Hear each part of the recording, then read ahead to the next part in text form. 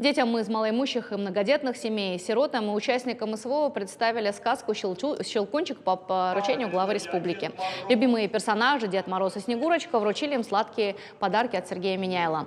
В течение недели спектакли для этой категории семей организовали в Русском и Остинском театрах. Кроме того, в районах республики также проводили праздничные мероприятия. Всего охватили более 25 тысяч ребят.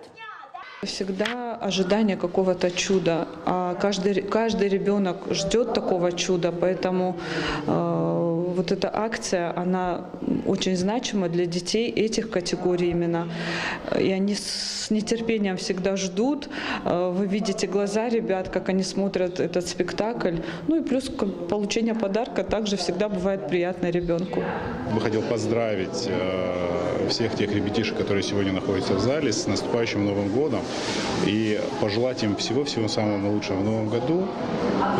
Помимо этого были приготовлены подарки всем детишкам, которые сегодня присутствуют. Но хотелось бы отметить, что подарки – это, наверное, не всегда конфеты, сладости, игрушки, а это эмоции, это те яркие воспоминания, которые у нас у всех остаются.